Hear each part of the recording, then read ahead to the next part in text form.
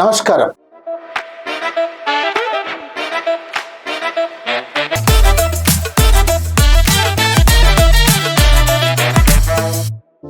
మిత్రులారా, డాక్టర్ మల్లెపల్లి రఘు ప్రతిరోజు సోషల్ మీడియాలో ప్రతి ఒక్కరిని పలకరించేటువంటి రసాయన శాస్త్రవేత్త. హైదరాబాద్ సెంట్రల్ యూనివర్సిటీలో గతంలో పనిచేసినటువంటి వ్యక్తి. ప్రస్తుతం హైదరాబాద్ హైకోర్టులో న్యాయవాదిగా పనిచేస్తున్నారు. వారు మన స్టూడియోకి వచ్చారు. వారిని అడిగి దళిత సోదరులపై శాసనసభలో గాని, పార్లమెంట్ లో గాని, ఆయా రాజకీయ పార్టీలో గాని నాయకులు వ్యవహరిస్తున్నటువంటి తీరు ఏ విధంగా ఉంది, ఆధిపత్య కులాలు వ్యవహరిస్తున్నటువంటి తీరు ఎలా ఉందో అడిగి తెలుసుకుందాం.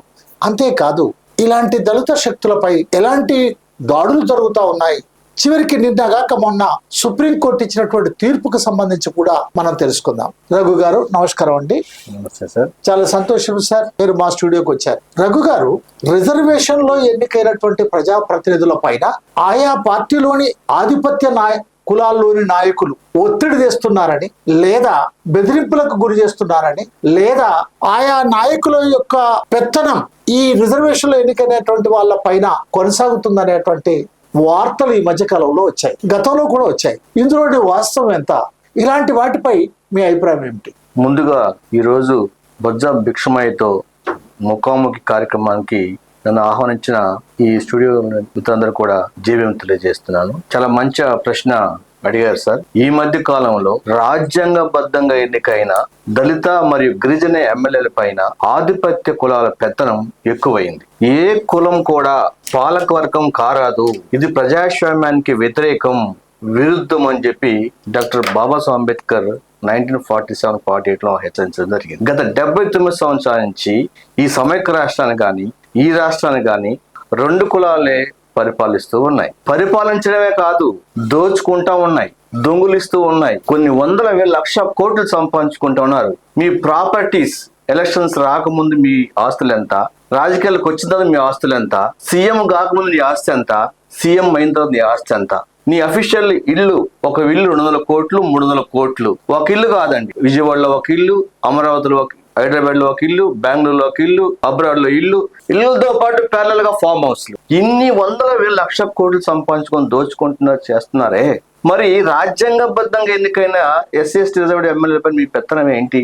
కొంతమంది ఈ సోషల్ మీడియాలో ఒక ఎమ్మెల్యే ఏదన్నా ఒక మంచి పని చేస్తే మమ్మల్ని అడగకుండా చేస్తున్నాడు దళిత ఎమ్మెల్యే అని ఒక ప్రశ్న వస్తుంది. అసలు మీరెవరైనా మిమ్మల్ని అడగాలి? మీ దయదాశలు ఏంటి? మీ బీఫామ్ ఇస్తే మీ పార్టీ అయితే నీ చెప్పు చేతుల్లో పనిచేయాలా? ఇది రాజ్యాంగబద్ధంగా బాబాసాహెబ్ డాక్టర్ బాబా అంబేద్కర్ గారు 1930-30లో ఓటుకు వచ్చిన తర్వాత ఈ దేశంలో 6,000 కులాలు ఉంటే ఎస్సీలకే సపరేట్ నియోజకవర్గాలు చేయమని అడగడం జరిగింది. ఎందుకు జరిగింది ఆ విధంగా?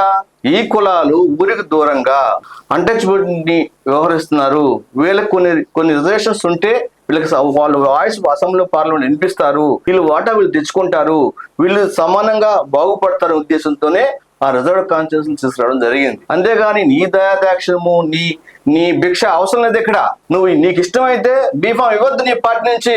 నీకు దళితుడు గిరిజనుడు ఎమ్మెల్యే కావడం ఇష్టం లేకపోతే నువ్వు బీఫామ్ ఇవ్వద్దు. దళిత పార్టీలు పోటీ చేసుకుంటాయి, గెలుస్తాయి. గెలిచిన తర్వాత గెలిచిన ఎమ్మెల్యే మీద నేను చూస్తున్నాను, ఈ మధ్య నేను రాష్ట్రం తిరిగే క్రమంలో ఒక దళిత గిరిజన ఎమ్మెల్యే పైన ఒక సామాజిక వర్గం, రెడ్డి సామాజిక ఇద్దరు వ్యక్తులు, కాపు సామాజిక వర్గం 2 వ్యక్తులు, కమ్మ సామాజిక 2 వ్యక్తులు, 6 మంది వాళ్ళ మీద పెత్తనం చేస్తున్నారు. ఆ అసెంబ్లీ మొత్తం వాళ్ళు చెప్పు తీసేసుకొని ఈ ఎమ్మెల్యేని డమ్మింగ్ చేసి కనీసం అడిగే ప్రశ్నలు కూడా లేకుండా చేసే పని చేస్తున్నారు. ఇది చాలా దుర్మార్గం. ప్రజలు మీకు ఫ్యూచర్ లో బుద్ధి చెప్తారు. ప్రజలు తలుచుకుంటే ఏమైనా చేయగలుగుతారు. మిమ్మల్ని జైలుకు కాదు, కటకటాలు కూడా మిమ్మల్ని భూమి మీద లేకుండా చేసే సత్తా ప్రజలకు ఉంది. కాబట్టి ఈ ప్రజాస్వామ్యబద్ధంగా వ్యవహరించుకోండి, దోచుకోండి, తినండి, ఏమైనా చేయండి. కానీ దళిత ఎమ్మెల్యేల మీద మీ పెత్తనం మాత్రం